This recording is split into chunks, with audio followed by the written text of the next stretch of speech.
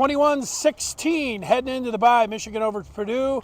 Maize and Blue review. That's Brock Heilig. I'm Dennis Fithian. Brock, pick up the pieces in this one. Michigan gets the win. What did you think? Dennis, there's really no good way to spin this. It was not a good performance from Michigan at all. You know, you can say a win's a win, and that's a lot of what the players and coaches said in the post game was, you know, Sharon Moore said, hey, we're 7-2, and we can still accomplish everything that we want to accomplish for the rest of the year, which is technically true. But I mean, it was just an awful performance from Michigan tonight. And yeah, they're 7-2. Yeah, they could still technically win the Big Ten. They could technically go to the playoff and compete for a national championship. But no team has ever won championships winning ugly constantly. And Michigan continues to win ugly, but you got to think at some point, whether it be either the next 2 weeks against either Northwestern or Maryland, or of course Ohio State at the end of the year, it's going to come back to bite them. And they're going to have to clean a lot of things up in the bye week, which does come at a good time for them. But it was not a good night for Michigan in really any facet of the game other than the performance that we saw from Jordan Marshall.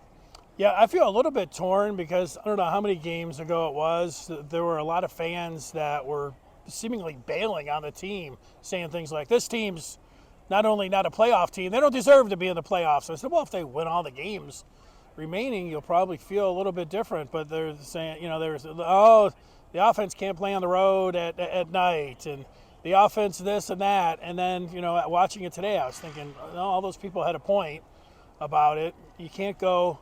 When you're Bryce Underwood, you know, you were hoping, you knew every game you just wasn't going to get better, but you did think that there was going to be progress, and it is a process. Even though he's the greatest thing since sliced bread, it's still going to be a process of playing the position. And there's a lot of quarterbacks that were rated, I don't know, almost as high as him, that, you know, most of them don't play when they're true freshmen, and if they do, most of those go through, you know, the growing pains. And it doesn't mean that he's going to be terrible. It doesn't mean that he was, he throws it too fast. His footwork's, he's throwing it off his back foot. It doesn't help, I think, either. You know, Donovan McCulley, there were two passes, one in the end zone that he could have had. There was one kind of in the position that we're right here, right around the 30, that it sailed over his head.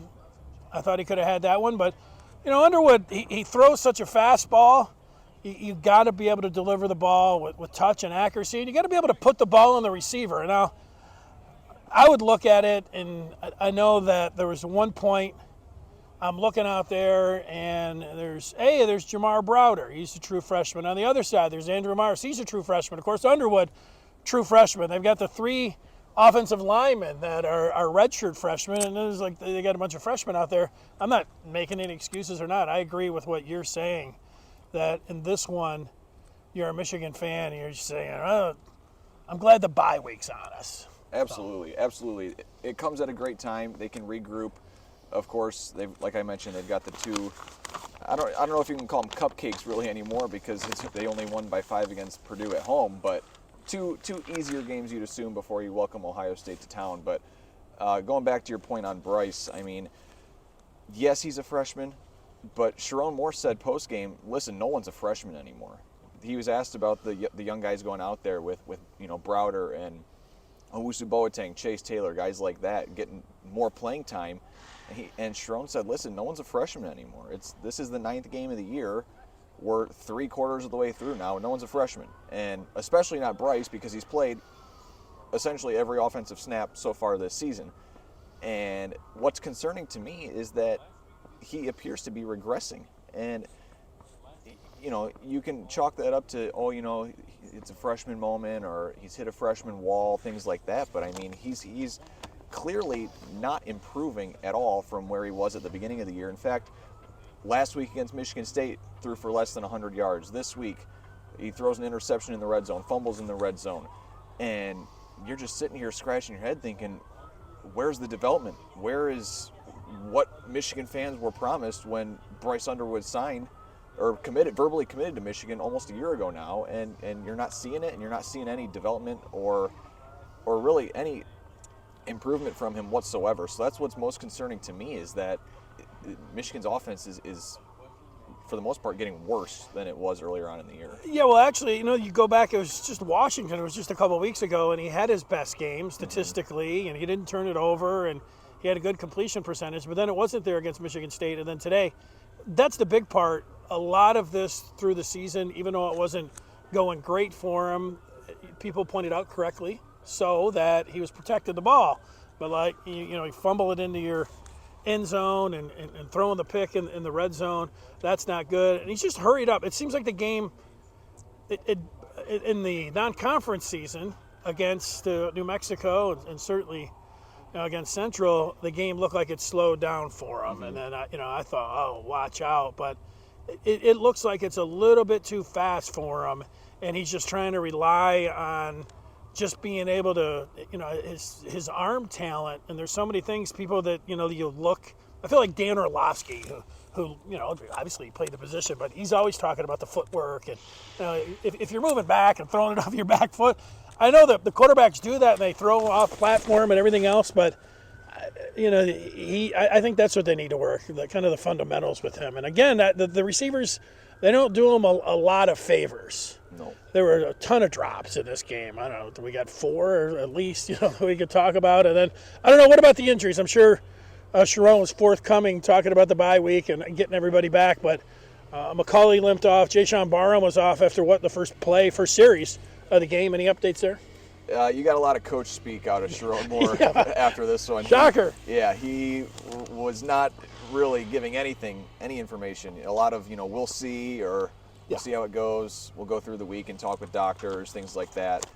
He didn't really give away too much. Of course, Michigan's got 2 weeks to heal up, which will help them greatly because they're so banged up right now, and you need to get healthy for these next 3 games, especially the last one at the end of the regular season. But really no updates from Sharon yet. A lot of we'll see.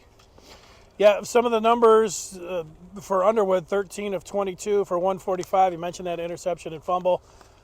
He's going to be the focus over the next 2 weeks. Are the coaches giving him the right plan? What's he doing? Where's his head at? Where's everything with Bryce Underwood? Sure, he could play like this the next 2 games and somehow they could survive with their running game. And then it would all come down to, is he going to play and play winning football against Ohio State? It would, on one hand, you'd say, no, he's not going to. I mean, we see it. That would be nearly impossible. And then you just remember what happened last year when it was nearly impossible. They didn't have a quarterback at all, and they won the game. So I think that's like their one. I don't know if that's an out, but it's something at least if you're a Michigan fan, you feel like, who, and it's not who cares how he plays, but you wouldn't put it past him. And you see, some of the greats, that's what they do, step up against the big time competition. But that does seem like it's putting the cart in front of the horse, talking about him playing great against Ohio State when he plays bad against Purdue and bad against Michigan State. You already mentioned Marshall, 185-3. What was the talk after the game about career highs for the sophomore running back? He humbly gave all the praise to his offensive line, which is what a good running back should do, but he was fantastic tonight. He deserves a lot of credit. So does the offensive line. They played well, but Marshall was really the star of the show, going for 185 yards and a hat trick with 3 touchdowns. I mean, he basically carried Michigan to victory in this one. If it wasn't for him, they may have lost this game, and he was fantastic, and that's what he needed to do. That's what he needed to that's the kind of performance he needed to have when Justice Haynes is out, the number 1 back down, the Heisman hopeful, you could call him, out for this game and potentially for many more. He was on a scooter and in a boot before this one, but Jordan Marshall was just fantastic, and if he can keep playing like that against Northwestern, against Maryland, you've got to think Michigan's got a really good shot in both of those games, and then you go into Ohio State and you roll out there and see what happens. You never know. That's why you play the game, and if he can keep playing like that, I mean, you never know what can happen. And last year Michigan won that game with 62 yards of passing, and Davis Warren threw that interception on the goal line as they were driving down there getting ready to take the lead, and so you never know. I mean, that's why the games are played, is because you never know what will happen, and Bryce could play the best game of his career, he could play the worst game of his career, and you never know what will happen. So we'll see what happens in 4 weeks. Well, there's a couple of things about Marshall. One, you talk about Ohio State in the last 4 years. Michigan has had a real force at running back. Most of the times they've had 2 running backs, but they really haven't been like Justice Haynes. I guess Donovan Edwards was like that, a guy that was just explosive and could take it to the house. But a lot of physicality and pounding. And when you watch Jordan Marshall, the one touchdown behind us that he was stopped at the 5, he broke a tackle and went in there. That was impressive. There were another at least 3 or 4 where he stopped for 2-3 yards. He's falling forward. He's twisting for another 3 or 4. And then Purdue knew, they knew they were going to give it to him. We all knew, everybody knew that he was going to get the ball at the end when they ran the clock out. And they did give it to him. And, he got 4 or 5 yards. And then he got 5 yards. And they're like, he's going to get it again. And he bounced it outside and took it for, an explosive 27-yard run. That's impressive. When they all know that you're going to do it, and they call your number and you're able to do it, that's when you're starting to get into the territory where you can ride him a little bit. Now, they need a lot of other things to come together. You could probably ride Marshall against Northwestern and maybe against Maryland. I don't know if you're going to do it against Ohio State. A lot to talk about there. In the visiting locker room, you had first-year coach Barry Odom. He was pretty frustrated. They haven't won a Big Ten game, and they played really well in this one, so they'll probably feel better on the way home, but not feeling so hot after this one. He was clearly frustrated. They said, hey, Michigan was really running the ball. He said, yeah, Tim, they're pretty good at running the ball. Yeah. I mean, Michigan ran it down their throats, and we know, listen, that Sharon Moore has no problem doing that at all. You think back to Penn State in 2023 when they ran it 32 straight times, and everyone in that stadium knew Michigan was going to run the ball on every play, and that's what they did, and they won the game. And we've seen it even last week when Bryce Underwood threw only 2 passes in the second half.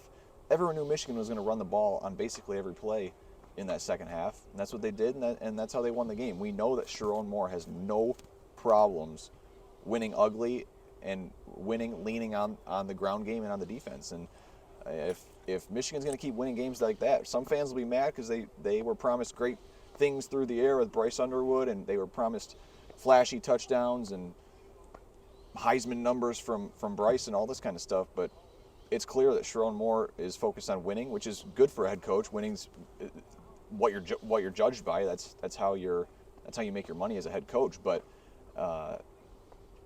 some fans will be happy, some fans will be mad, and that's just what it is. Yeah, you talk about winning ugly. I think for the next, it'll be 3 weeks because you have a bye now, there's going to be a lot of ugly talk and a lot of ugly writing. And I don't know, you say they deserve it.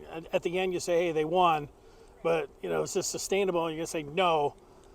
I don't think anybody's going to be overconfident. Oh, let's go down and beat Northwestern, a Northwestern team that, beat Purdue and shut them out, 19-0. So I don't think they're going to be heading to Wrigley Field, everybody's going to get in. That's actually the talk was heading into this game. Let's see all the backups and everything else. And now they have a lot of injuries to deal with. So nobody, I was going to say, the team obviously can't take Northwestern lightly, but nobody else can. It's not like you can sit around and say, oh, yeah, let's give these automatic wins. So find a way these last 2, and that's the thing. They've got a couple things going against Ohio State. One, they're in their head. Mm-hmm. They're at home, and so nobody's going to give them nobody's going to give them a chance. It's going to be one of those things where everything could be forgiven, but it's just heading into that game. The things that you will say why they will win it won't have much to do with what they've done on the field this year. It's going to all be about, well, they won 13-10 last year. They're in their heads.